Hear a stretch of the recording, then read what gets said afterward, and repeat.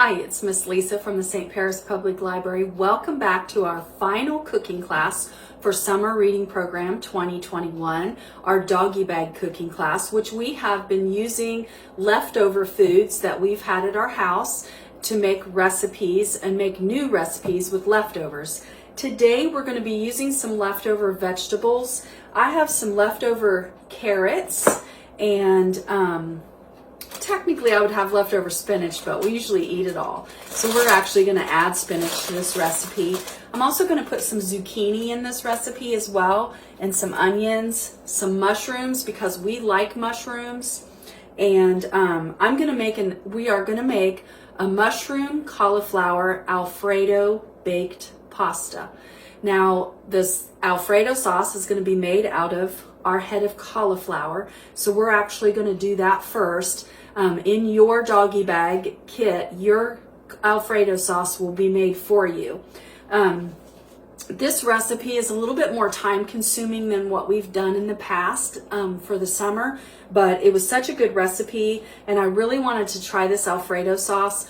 I make a fat-free Alfredo sauce for our family using fat-free milk. And so I was excited when I came across this cauliflower recipe. So that's what we're going to do first. We're going to start prepping our cauliflower to make our Alfredo sauce. Okay, so we're going to cut our cauliflower. So you need a cutting board and you need a pretty sturdy knife. So this part is not for children, okay? But they can do the second part of it. So I'm going to turn my cauliflower over this way. And this part the kids can do. They can pull off the stems or the leaves on the bottom until they get down to the cauliflower head itself. But as you can see, part of it won't come off. So I'm just going to break them off this way. They're kind of hard to get off because they're already cut partially by the store. So I'm going to turn it back over this way. Find where it will sit relatively flat, okay? I do want to show you something about cauliflower. I have a spot right here on my cauliflower head. It's a little black spot. It's actually a spot that's going bad. So I'm just going to cut that off because we don't want to put that in our recipe because it's a part of a cauliflower that's going bad. So we're just going to cut that off. And that's the only spot really I see on there. The rest of it is just discoloration from the leaves. So we're going to cut our cauliflower head in half. Now this recipe only calls for the flowers, so you don't want to include any of these stems. You just want the flower head parts, which is the top parts. So this part your kids can actually do is they can pull the heads off like this. And I'm going to put them in a pan and break the flower part off from the stem. So you can just do this to your whole head of cauliflower. You don't want to use the stem part because it's really tough when it's cooking. So don't put any big stem pieces in there. Some of the smaller ones will be okay, but not the bigger ones. So that's what I'm going to do now is just break off the heads of the cauliflower. Now if you're working by yourself, adult, you can use a small paring knife and just trim that stem off of there. But if your kids are helping you, this is the part they're going to do. You want to break the pieces into pretty similar size pieces so that they cook the same when they go into the pan. Because if you have a bigger piece of cauliflower in there, it's going to take longer for it to cook than the others. And you don't want to cook them too long. Now, this recipe, you can either boil your cauliflower or you can steam it. Now, there's lots of different ways that you can steam. You don't have to have a steamer. I have, let me see if I can get it out for you. I'm gonna show it to you. I have a double-decker steamer. I don't even remember where I got this, but I have used this thing for a lot of different stuff. So I'm actually gonna steam my cauliflower in here instead of cooking it on the stove. But you just add water in the bottom of there and then you put your stuff in the two things or just one, but I'll probably put it in two because I have quite a bit, and then I'll steam it until it's tender. If you don't have a steamer, you can actually put your cauliflower in a microwave bowl. If you're a microwave person, put your cauliflower in the microwave bowl, and when you add water, you just add about this much in the bottom. You don't float your food in there. I never float my food when I cook it in the microwave unless it's an artichoke. But if it's just vegetables, I just put enough in the bottom. If they're frozen vegetables, I put like 2 tablespoons of water in there, because when frozen vegetables cook in the microwave, they give off water, and they don't need any extra water. But when you're steaming or cooking microwave vegetables, you don't really need a whole lot of water. And then just cook it for like, I don't know, 2-3 minutes at a time, stirring it, making sure there's still some liquid in the bottom. If it gets dry in the bottom, just add a little bit more liquid. Really what you're doing is you're creating steam in the microwave so you can actually steam it. I don't like to steam on the stove because I tend to walk away and burn things. So I'm not very good at steaming on the stove. But if you're going to cook it on the stove, you can put it in a pan and you can cover it with water and boil it on the stove as well. This will also give you liquid to use for your sauce if you're going to use some of the liquid that you cook your cauliflower in. So it's totally up to you however you decide to do that. But I am going to use my steamer to cook my sauce and yours this time. But if you like this recipe and you decide to do this sauce, then you can figure out how you want to steam yours. Okay, so I'm going to get busy and I'm going to cut up my cauliflower and get it steaming so I can move on to the rest of the recipe.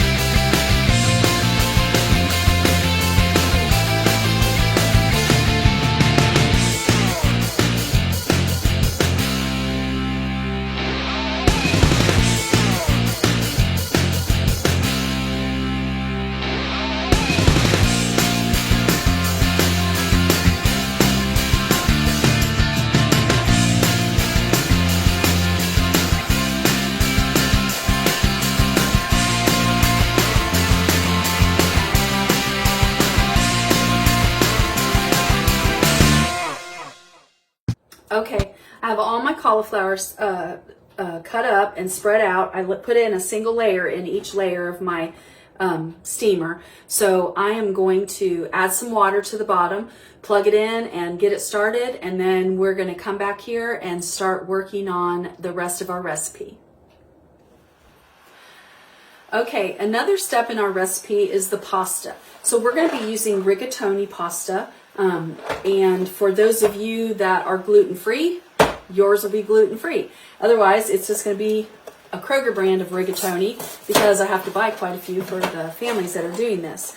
The rigatoni pasta is a little bit thicker than spaghetti. Okay, it's more like an elbow macaroni. And the recipe calls for 16 ounces, which is 1 pound of rigatoni. So we're going to cook the whole box, okay? So we're going to start with a rather large saucepan, and I'm going to brush the bottom off since I set it on that thing. So we're going to start with a rather large saucepan. I'm going to fill it about halfway full of water. I'm going to bring the water to a boil. Then I'm going to add the pasta and keep it on a high temperature until the water comes to a boil with the pasta in there. Some people add salt to their pasta water. Some people add oil to their pasta water, but I don't like to add either. I don't like to add extra things to my food, but you are welcome to cook your pasta however you normally cook it.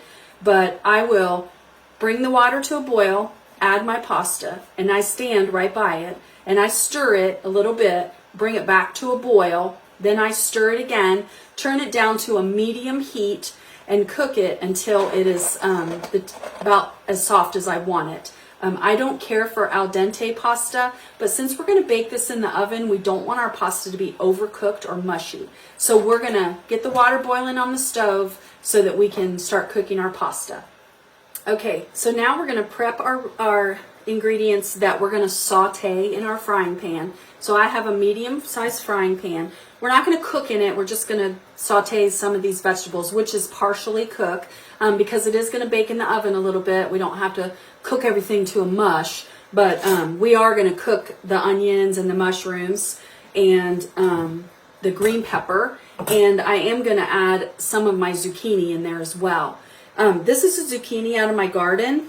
I don't think that you're going to get zucchini out of my garden, but you will have a zucchini in there.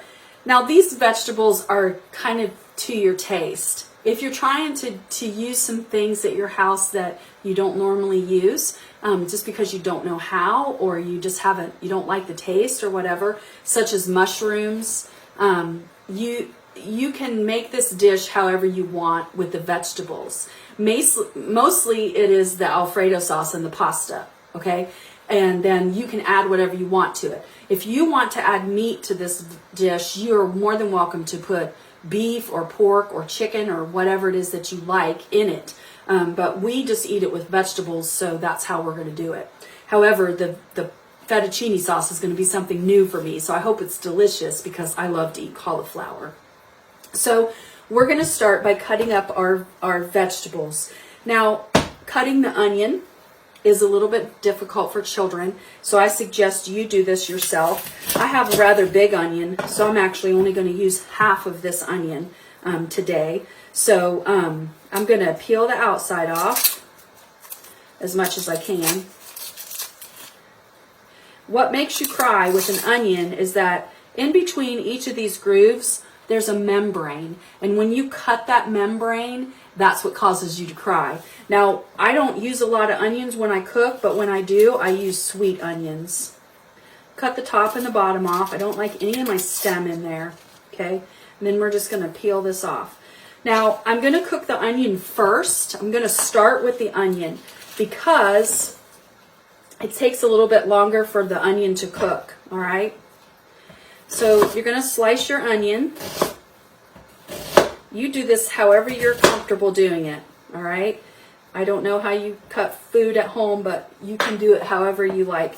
I don't like my onion really big, so I'm going to cut it in kind of small pieces and just chop it into pieces. If you have kids at home that are helping, please be careful with your knife, all right? So we're going to just put that onion right in the pan because that's what we're going to start with cooking.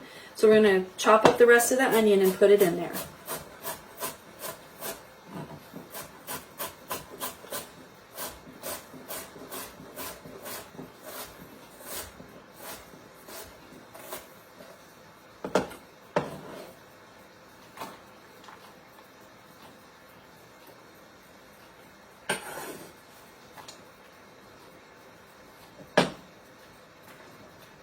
The green onion, I'm going to actually put it in with the onion. The green onion will... The green onion is actually going in second. Once my onions are pretty well cooking and starting to get a little bit translucent, which means you can kind of see through them, that's when I'm going to add my green pepper. So if you have someone at home cutting your green pepper, just cut your center out of your pepper. You don't want your seeds in there. Just make sure there's no seeds in there, just like this. Move that way. Cut your pepper in strips. They don't have to be small or big or whatever. Just cut your peppers in strips. And then you can have your kids actually cut or dice your pepper for you.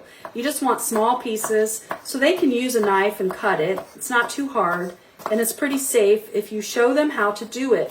When you're teaching your kids to cook, you're giving them a great life skill, one that their families in the future are going to thank you for, okay? So cut your pepper, and I'm going to put it in a separate bowl. So I'm just going to cut up half of this pepper. I don't want the whole pepper in there. I'm just going to cut a half a pepper because it's pretty big, okay? So we're going to cut the pepper, and then we're going to move on to the mushrooms.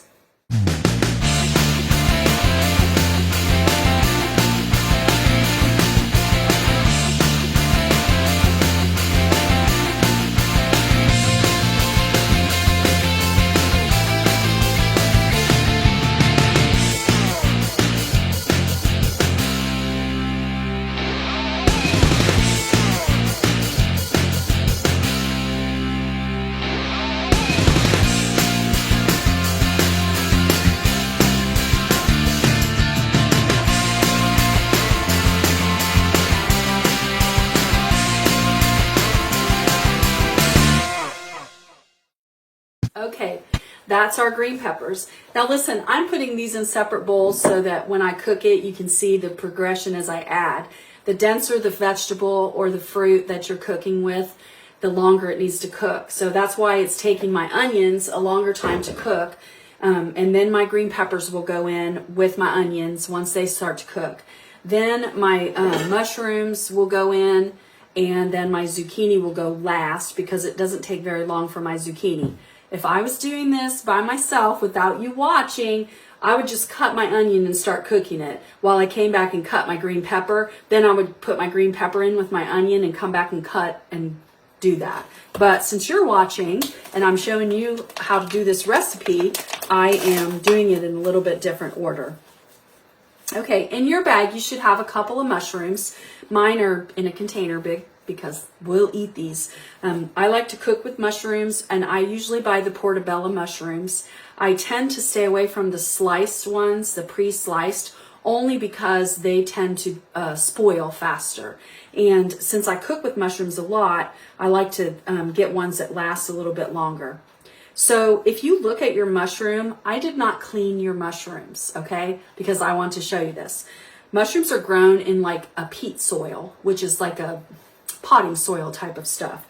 And if you look on your mushrooms and you wipe your mushrooms off, you're going to find that dirt on there. Okay, so I'm going to show you how to clean your mushrooms. Okay, you don't wash them in the water. You don't wash mushrooms in water. You can, I guess. I don't think it would hurt them, but I don't like to do that because I don't know, it makes my mushrooms slimy, and then it kind of grosses me out when I'm cooking with them. So this is what I do. I start with a paper towel. Okay, and I just take the paper towel and I very gently rub off my mushroom. I just wipe them off this way. You see all that comes off of there? It's kind of gross, but mushrooms are really good for people that don't eat a lot of meat. It gives you a lot of vitamins in your food. There are a lot of people, especially young ones, that don't like mushrooms. So, you know, you may want to leave them out of your dish, but it does really add a very good flavor to the dish. So I'm just going to put a couple of mushrooms in your bag. I'm actually going to add a little bit more to mine because we like mushrooms here. So, and I know that, so we will enjoy the mushrooms much more. Okay. So I'm going to actually add probably about 5 mushrooms to mine, but I only gave you a couple because I wasn't sure if you would like mushrooms or not. So now that we have our mushrooms wiped off and cleaned off, I'm going to pull the stem out. Sometimes if I'm running low on mushrooms and I need a little bit of extra, when I pull the stem out, I will cut this end off and use it, but I don't use that yucky bottom part because it's just usually yucky. But since I have plenty of mushrooms, I'm just going to use the tops of the mushrooms. So I'm going to pull the stems out, okay? And then I'm going to slice my mushrooms. This is something that your littles can do. You can turn it over this way or this way. It doesn't matter, whichever's more stable. And just slice your mushrooms. Now, if you have littles that don't like mushrooms and you want to add mushrooms, the trick to that is to make the mushrooms big enough so that they can pick theirs out. So if you want to add mushrooms and they don't like them, just slice them in rather big pieces so that when they start to eat them, they'll find it. Of course, they'll find it with their mouth anyway when they bite into it and they're like, ew, it's a mushroom. So, but if you like mushrooms and your family likes mushrooms, you can just, you can dice them or however you want. But I like, when I bite into a mushroom, I want to know I'm biting into a mushroom. So I'm going to make mine a little bit bigger. I don't want them too big because I want them to cook even. Cut that little end piece in half. Okay, there's my mushrooms, ready to go. All right. Okay, lastly is my zucchini. I'm going to cut the ends off my zucchini. There we go. Then I'm going to cut my zucchini in half. So I'm going to cut it down this way because if the seeds are big inside, which they're not, which I'm happy, that means I'm going to use all of the zucchini. I don't want a big chunk of zucchini in mine, so I'm just going to cut it in half again, and then I'm going to slice it. This is also something that your littles can do. If you're cooking with kids, they can slice your zucchini up as well. We like zucchini. It doesn't really have any much of a flavor to it. It will absorb the flavor of your food. If you make the pieces too small, it'll get mushy. Okay, so kind of don't make them too big, but give them a decent slice on them so that they don't dissolve in the food that you're cooking. I'm not going to cook them very much. I just want to take a little bit of the crunch out before I add it to the casserole, because the casserole is really only cooking in your oven for like 10 to 15 minutes, mostly just to meld your flavors together and to melt your cheese. I'm putting the whole zucchini in there. I probably will give you 2 small zucchinis, and you can make a decision on if you want to cook both of them in there or just one. It depends on how you guys eat at your house.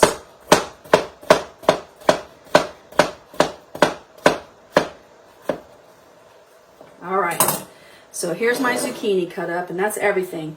Now, my carrots are leftover, so they're already really sliced, okay? But I like a chunky sliced carrot when I cook with my carrots. So mine are kind of big, but I'm going to leave them big because we like carrots. If you have someone at your house that doesn't really like carrots, but you want to put some in there, you can just put like, I don't know, 4. Sometimes when you give them a small taste of something that is in a dish, they won't realize it. You can cut it very, very small and mix it in, and they may not even notice that it's in there, unless they're helping you cook, and then they'll know. So we like carrots, so I'm just going to leave mine chunky like that. And my carrots are already cooked, and yours are too, that you have in your doggy bag. If you need to cook carrots, I steam my carrots in the microwave. I put them in a microwave bowl, or you can actually leave them in the Pyrex thing. I slice them up just like this from a raw carrot. I don't peel my carrots. I wash them really good, but I don't peel them. Then I just add this much water, cook for 3 minutes, and with nothing on it, and then I stir it, and then I make sure it still has some liquid, and if it does, then I just put it back in for a couple more minutes, and they're cooked. You can cook them as hard or as soft as you want them in the microwave. So I have my onions, my green pepper, my mushrooms, my carrots, and my squash. So I hear my water boiling. I'm going to add my pasta to my water pot and move my camera over to the stove so we can start cooking all this goodness. All right, we're over at the stove. As you can see, my water is boiling. So I'm going to add my pasta. I'm adding the whole box. And if you notice, when I added the box of pasta, okay, I'm going to use my pasta spoon. I'm going to move my pasta around, make sure that my pasta is covered by the water. Okay, now when I cook this, it's going to cook off some of the water. I don't like it not to cover my pasta so much. So I'm going to add a little bit more water to my pasta while I'm bringing it back to a boil. So I'm going to add a little bit more and cover it with just a little bit more water. That way it won't dry out before my pasta gets done cooking. But I'm going to leave the temperature on high until I bring it back to a boil. I'm just going to let it sit there. Okay, so we're going to start cooking our onions. So I'm going to turn my onions on a medium-high heat. And I'm going to add a little bit of olive oil because I don't want it to stick in the pan. So I'm going to add that. That's why I'm not adding any oil to my pasta, because I don't need any of that extra fat in there. So I'm going to stir my onions in the olive oil, bring them up to a temperature, and start cooking them. Okay, as you can hear, maybe see, my onions are starting to cook. My pasta is also coming back up to a boil, so I'm just going to use my pasta spoon and go around and stir it and get it unstuck from the bottom of the pan. Stir it around really good. And then let that come to another boil. We want it to be at a rolling boil before we turn the temperature down. My onions, I'm actually cooking them on a little bit of a higher heat. I was originally starting out at a medium heat, but I've turned it back up to probably about an 8 or 9 on the whatever you call that, cook dial thing. So we're going to cook our onions just by themselves, just for a little while. And if you notice, they're starting to change colors. They're getting like a little bit of a clear color. So we want to spread them out to make sure that they're cooking evenly and everybody's getting cooked the same in there. We won't cook them all the way through before we add the green peppers because they're going to continue to cook more as we add ingredients. It doesn't take really long, about, I don't know, 3 or 4 minutes maybe.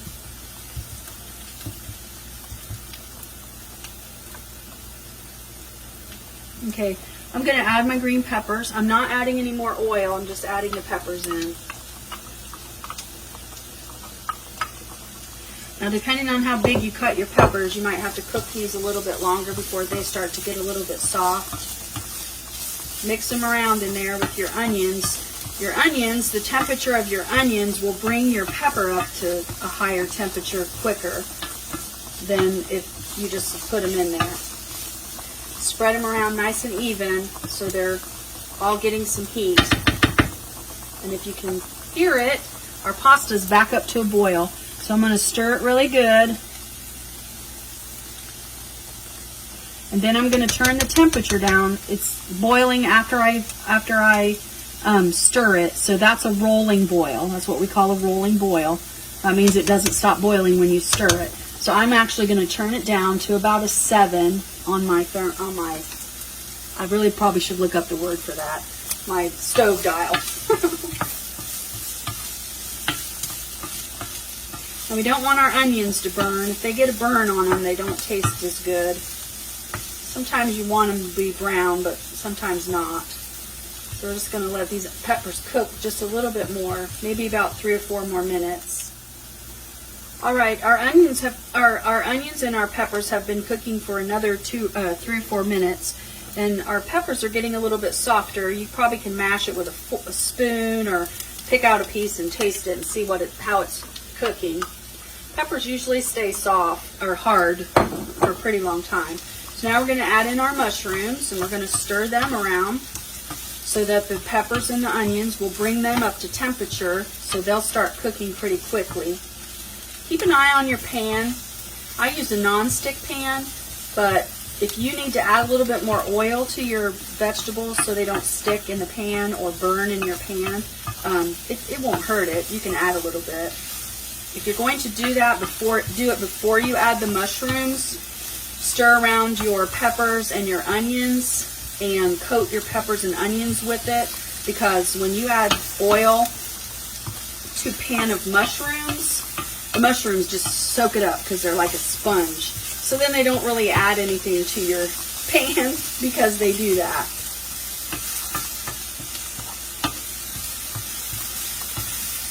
So I'm going to stir that around really good. Okay, I'm going to turn my burner down a little bit more because we don't want it to get too hot with the mushrooms, because the mushrooms absorb a lot of the liquid, so it tends to dry out your vegetables. Make sure you're stirring your pasta so it's not sticking in the bottom of the pan. The rigatonis are getting big. Probably going to check one pretty soon, see how soft it is. Like I said, you don't want to overcook them because you don't want them to be mushy. So we're going to cook everything a little bit longer, 2 or 3 minutes, and then I'm going to add my squash. Okay, my mushrooms have cooked down. They're not really super soft, but they have cooked down. So I'm actually going to add my squash in here. And like I said, if you feel like it's too dry, at this point, if it feels too dry to you, you could add just a little bit of water to your pan, because I will do that before I get done cooking, depending on how much liquid comes out of my zucchini. Zucchini is very high in liquid, and so when you cook with it, it always adds water to your dish.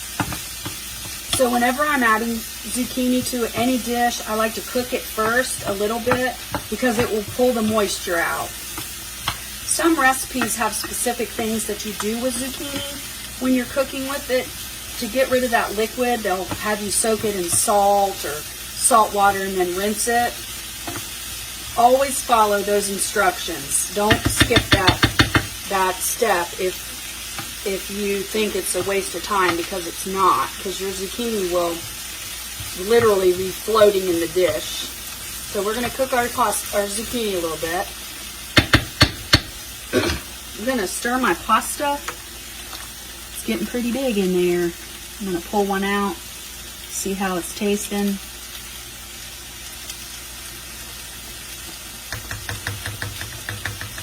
Try not to burn my mouth. Very good.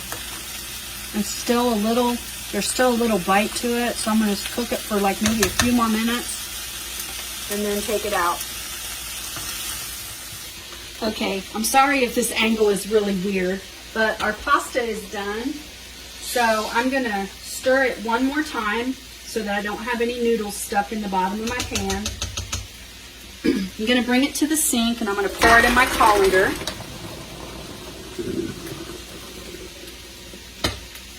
I like to rinse my pasta only because I don't like to have all that extra starch in my food. I hope it's not steaming up your screen. So just very gently mix your pasta around and rinse it. I usually start with hot water first. Then I will switch over to cold water, and I want to rinse my pasta really good with the cold water.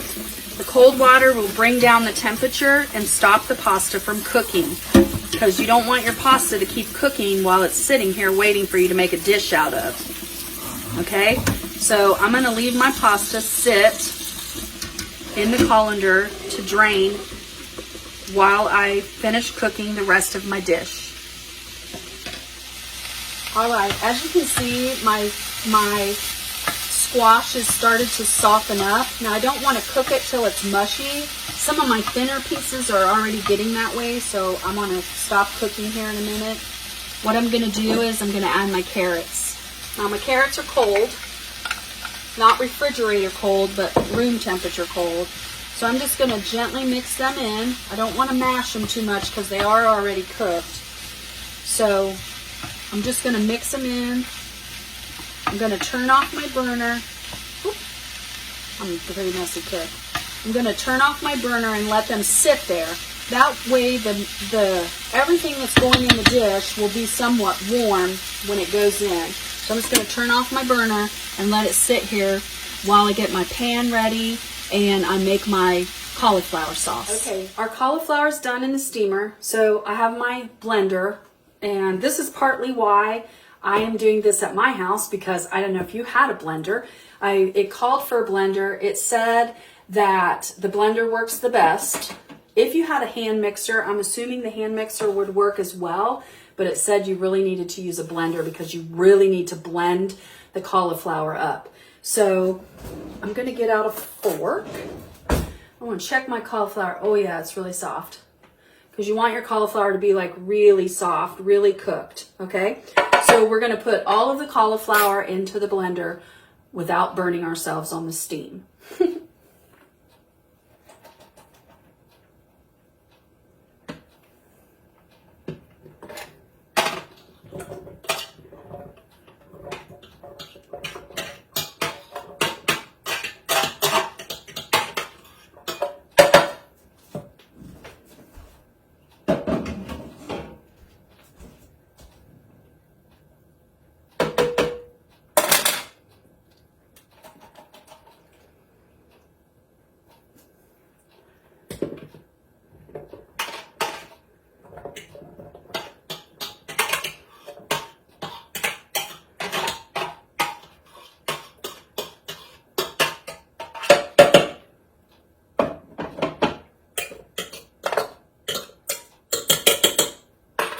Okay, so now we have the cauliflower in the blender, and so we are going to hook it up on here. I'm going to mute the sound on this because it's going to be like super loud. I hope you can see the blender. Now listen, because we're using the blender and we are cooking with a hot dish, on a second. Here, let me line up the arrows. We are cooking with a hot dish. We want to open the top of our blender. If you have an old school blender, that's what that little thing is in the top of your lid. That's a steam vent. So you pop that center piece out so that the steam can be released from your blender. Otherwise, it's going to pop your lid off. So I'm going to mix this up a little bit first, and then I'm going to start adding liquid and other ingredients.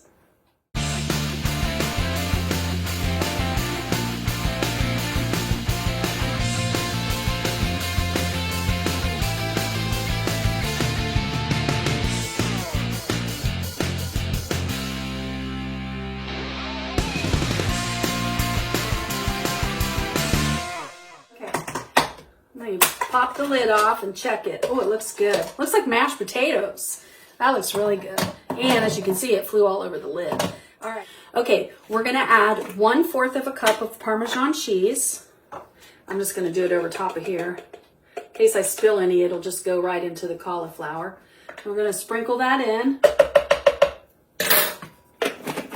We're going to add 2 teaspoons of garlic powder.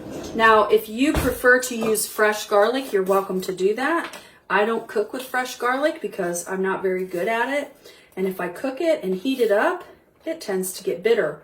So I just usually use garlic powder. So I'm going to use 2 teaspoons of garlic powder. We're just going to put that in there. Next, I'm going to add butter. We use the liquid butter at my house, so a lot of you should have a container of this, those of you who have done the cooking classes with me. So I want 2 tablespoons of butter. So 1, 2. Listen, these potatoes are hot enough that you could use margarine stick or whatever kind of butter you might prefer. If you want to do that, it'd be totally okay. So we're going to add that. I'm going to mix it up a little bit. And then I'm going to start adding the milk to make it creamy.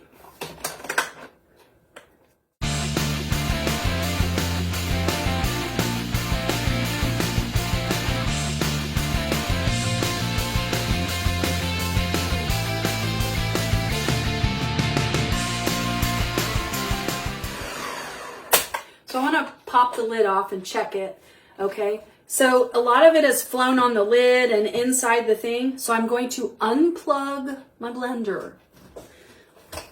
And once I have my blender unplugged, I'm going to take my spatula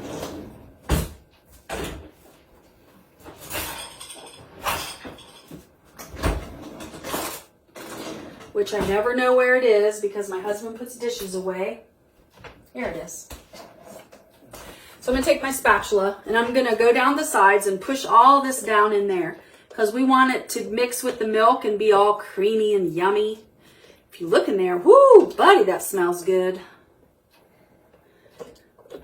I think I'm going to like this. I'm not really liking how long it takes to cook it, but I think if I was going to make this dish, it'd be special anyway. So it'd be okay to spend time making this sauce. And it gives you that extra vegetable in your meal. Okay, so I'm going to start with a 1/4 cup of milk. And I'm using fat-free milk because that's what we use. No sense in adding extra fat on there. I'm going to save that for my garlic bread. So I'll start with 1/4 cup of milk. And we're going to mix that first and see how thin it makes it. We don't want to add too much liquid because you can always add more liquid. You just can't take it out. Okay, so cover your ears because we're going to mix it a little more. Oh, we're going to plug it in first.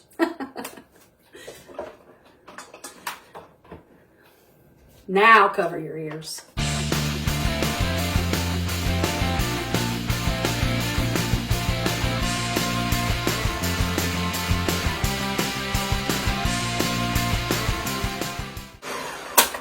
All right, let's take a peek. Oh, that's still pretty thick.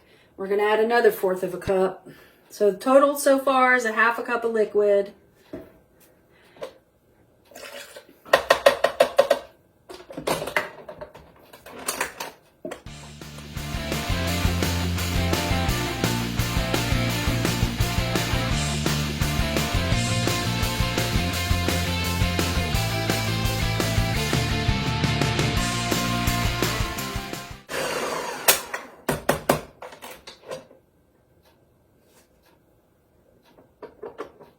Well, it still looks a little thick. I'm going to add another fourth of a cup. So far that's 3/4 of a cup.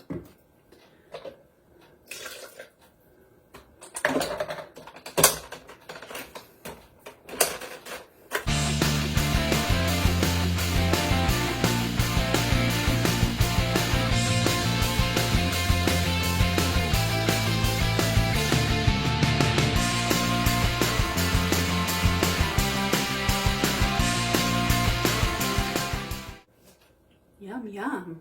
Look at it, it's all flying up on my lid. So I'm gonna scrape that off there, put that back in there. Ooh, that looks good. It's pretty creamy too. I don't wanna make it too runny because remember I have squash in my dish. So the squash will add liquid to your dish as it cooks more. Even though it dried out in the pan that I cooked with the mushrooms and the onions, it'll still be kind of liquidy when I use it. So I think this is, I think I still want to add another fourth of a cup. So total altogether was 1 cup of milk, and I think that should be enough. But listen, when you make this at home, you measure it out 1/4 at a time because you might want yours to be a little bit thicker than mine if you don't use squash, or just depending on how you do it. So here we go.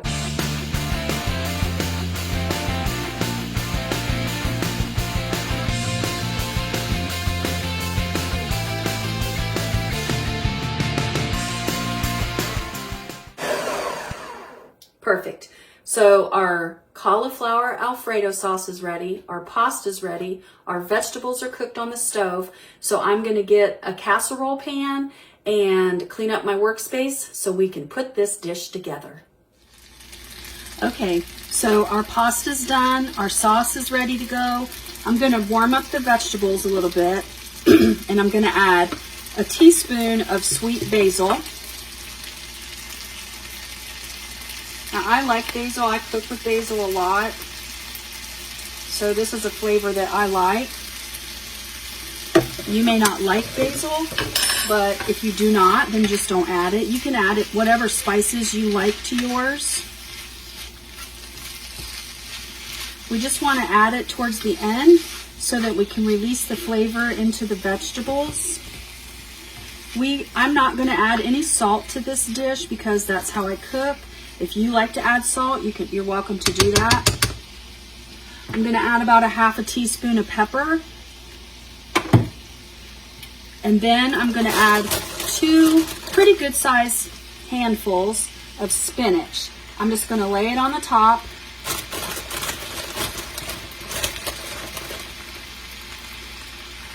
Like this. All right. And then I'm going to put the lid on my pan.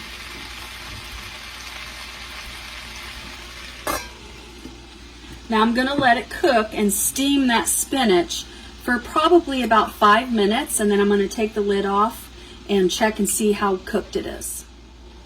All right, so I'm going to remove the lid, and it has started to steam down. When it starts to steam, the spinach will actually release some liquid, so you don't need to worry about your pan drying out. So I'm going to stir it up in my vegetables a little bit. If you notice, I did not pick the stems off mine. We don't care if there's stems on our spinach, but you might. So if you don't want a stem on your spinach or a stem in your food, you can just hold the leaf, pull the stem like that, and it'll come off, and then you'll just have that spinach in there. But we don't care to eat the stems. You can do it however you like. I'm slopping it all over.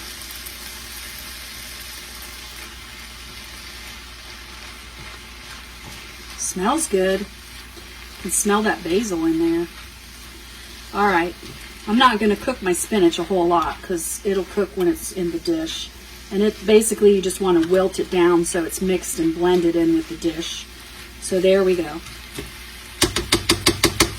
Okay, I'm going to leave it on a medium heat. And I'm going to add my sauce to this pan.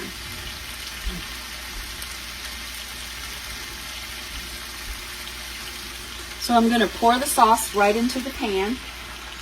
Look how creamy that is. That looks delicious. Sorry if you can't see. I have to do it with this because I'm right-handed. That looks really good, that sauce. There's no thickening in it at all. It's just all that cauliflower. That looks really good. All right. So I'm going to mix this in with the vegetables very carefully because it filled up my pan. All right. Oh, look at that. That looks delicious. That sauce, and it smells so good. It smells like garlic. You can't really smell the cauliflower in it. Man, that smells delicious. All right, we're gonna mix it really good with our vegetables. So we're coating all of our vegetables really good with the sauce. Then we're gonna set this pan aside. We're gonna bring back the pan that we cooked the pasta in, and we're gonna put our pasta back in this pan that's been draining in the sink. See what I said? It was a big messy dish. That's why I was going to make the pasta sauce for you. So you can just do the vegetables in the pasta. Okay, so there's my pasta back in the pan. I'm actually going to turn the burner off. Then I'm going to add the sauce back in right into this pan. And we're going to mix everything together before we put it in the casserole dish.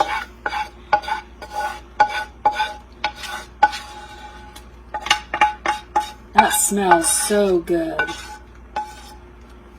All right, so now we're just going to gently mix this in the pan. We don't want to be rough with our pasta because our pasta is cooked, okay? And so are our vegetables, so we don't want to be rough with it.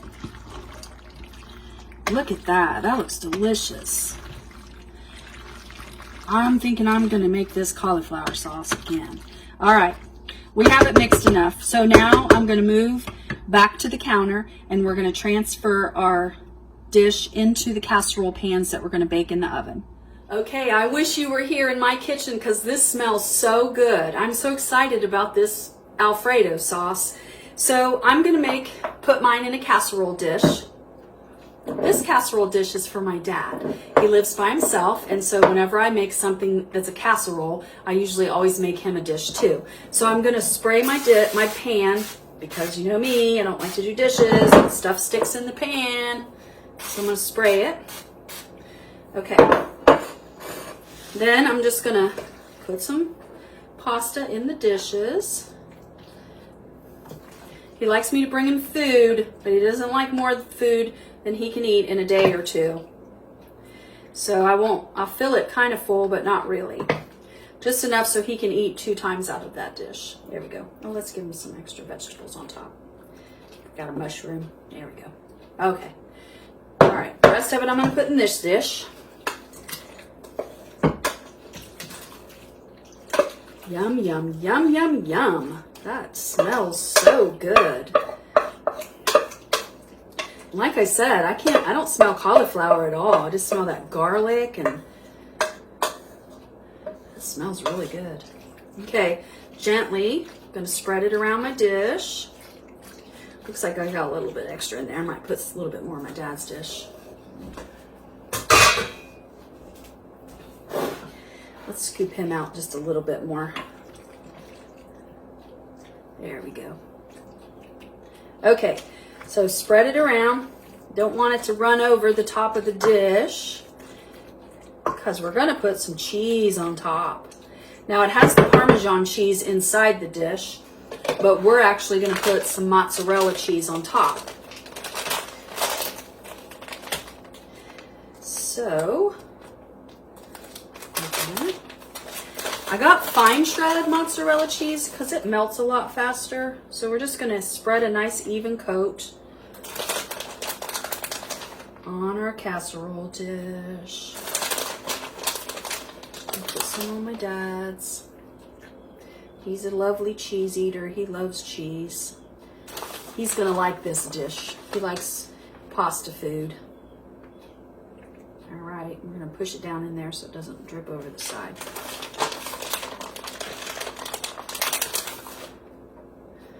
Okay, so if you noticed, I only put mozzarella cheese. Might as well put the rest on me since there's not much left. I only put the mozzarella cheese on my side. That side is my husband's. So he gets fat-free cheese on his. Okay, so my husband's gonna eat fat-free cheese on his side. Cooking at my house is an adventure. We have to make sure everybody gets what they need. And I need mozzarella cheese. So he's gonna get his cheese on his side. I get cheese on my side. My dad gets his on his. Everybody be happy. There we go. Okay, so now we are gonna put this into a 425-degree oven for about 10 to 15 minutes. Remember, everything's pretty much warm, so it shouldn't take long for it to heat up. We just wanna really melt the cheese and make it nice and bubbly. I'm probably gonna leave mine in until it gets like kind of brown on top. So it probably will take about 15 minutes. So about 10 or 15 minutes in the 425-degree oven, and we're gonna take it out and see how delicious it is. Okay, my house smells wonderful. I think you guys are gonna really like this recipe. So this is mine. Pan's still hot, so I won't burn myself. It's been sitting here for about 5 minutes, 5 or 10 minutes. I wanna let it cool off a little bit before I scoop it out. This is my dad's. He's gonna be so excited. His is browner than mine, so he'll be really excited. So I suggest you leave it sit for a little bit before you try to scoop it so that the cheese will settle down a little bit. It looks really good. It's all cooked all the way through.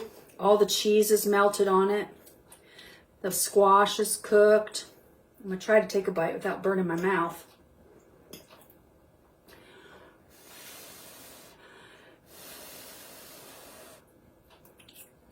Mmm. Oh, that's really good.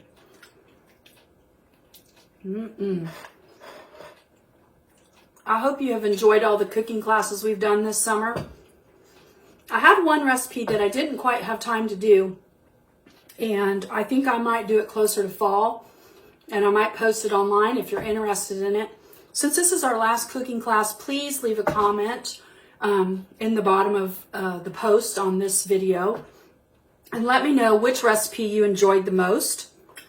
And let me know if you enjoyed the videos and if you participated in them, whether you got the doggy bag ingredients at the library or if you just made it at home with your own ingredients. I would still like to know that you enjoyed the recipes that I put online. So I hope you enjoy the rest of your summer. I know I am. Taking a vacation. Woo! So happy cooking with you this summer. See you later.